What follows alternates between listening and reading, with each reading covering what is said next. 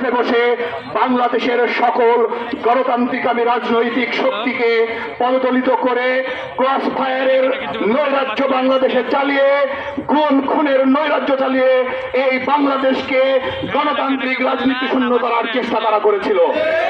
আমরা কি আমাদের এই স্বাধীন ভূখণ্ডকে ভারতের হাতে ছেড়ে দিব? আমরা ভারতীয় আধিপত্যবাদকে মোকাবেলা করব যে কোনো মূল্যে ইনশাআল্লাহ।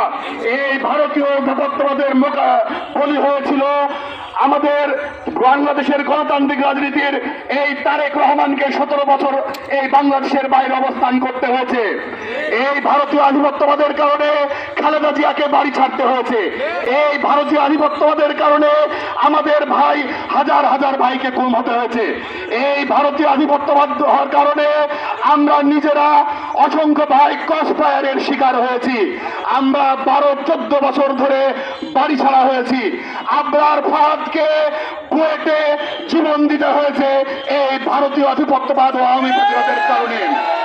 জুলাই আন্দোলনে 2000 আপামর ছাত্র জনতার জীবনের বিনিময়ে এই আওয়ামী ফ্যাসিবাদকে বিতাড়িত করার পরে আবারও তারা এই আওয়ামী পুনর্বাসন করার জন্য বাংলাদেশের কিছু মিডিয়ার মাধ্যমে, এই টকশোর মাধ্যমে আব্দুর নূর তোষার, আনিস আলমগীর, মঞ্জুরুল হক পান্না নামের কুলাঙ্গারেরা বাংলাদেশে আবার আওয়ামী বয়ান উৎপাদনের চেষ্টা করছে।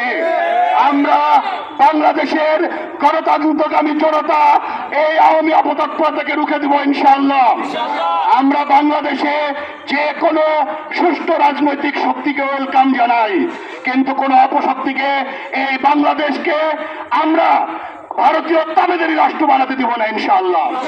আপনারা জানেন এই শরীফ উসমান হাদি ভাই এক ইনকিলাব কালচারাল সেন্টার করে ভারতীয় সাম্রাজ্যবাদী কালচারের বিরুদ্ধে তিনি একটি বাংলাদেশপন্থী কালচারের উৎপাদন করেছিলেন, অথচ কাউকে আঘাত করা হয়নি। খুবই দুঃখজনক বিষয়, জুলাই আন্দোলনের পরে বাংলাদেশ নানা রাজনৈতিক বিভাজনে ক্ষমতার লিপ্সু রাজনৈতিক দলগুলো তারা ক্ষমতায় যাওয়ার কারণে প্রতিনিয়ত বিতর্কের মধ্যে চলে গেছে। বিএনপি জামাতকে দোষারোপ করে, জামাত বিএনপিকে দোষারোপ করে, বিএনপি জামাত এনসিপিকে দোষারোপ করে, এনসিপি বিএনপি জামাতকে দোষণ করে। এরকম নোংরা ক্ষমতার রাজনীতি আমরা বাংলাদেশে চাই না। আমরা বাংলাদেশের জনগণ 2000 জনগণ কোন রাজনৈতিক দলের ডাকে বাংলাদেশের রাজপথে রক্ত দেয়নি। 2000 মানুষ 4 বছরের শিশু কোন রাজনৈতিক দলের ক্ষমতার জন্য বাংলাদেশে জীবন দান করেনি। অথচ আমরা কি দেখলাম? আমরা দেখলাম 6 মাস পেরোতে না পেরোতে 2-1টি বড় দল এদেশের ক্ষমতায় যাওয়ার লিপসায় এক দল আর এক দলের বিরুদ্ধে নোংরা, কেউ কাউকে রাজাকার বলে, কেউ কাউকে চাঁদাবাজ বলে। আমরা এই ধরনের নোংরা রাজনীতি চাই? আমরা বাংলাদেশে একটি সুস্থ রাজনীতি চাই। এই সুস্থ রাজনীতির আহ্বান করেছিলেন আমাদের শরীফ উসমান হাদি ভাই।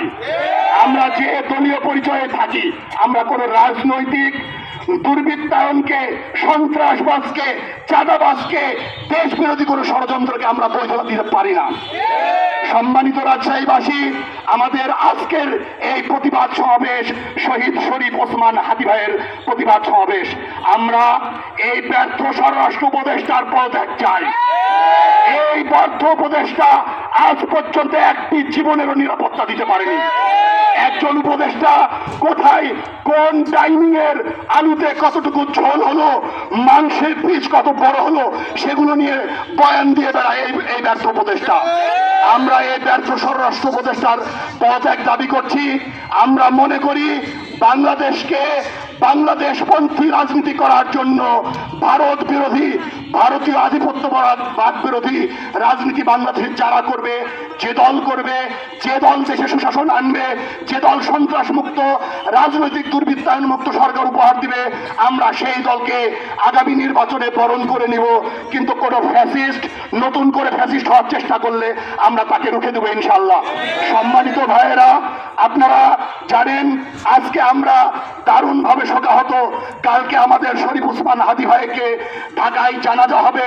নতুন করে বাংলাদেশের ইনকিলাব মঞ্চ যে কোনো ধরনের কর্মসূচি দিলে আমরা সেই কর্মসূচিতে একাত্মতা ঘোষণা করে আমরা বাংলাদেশকে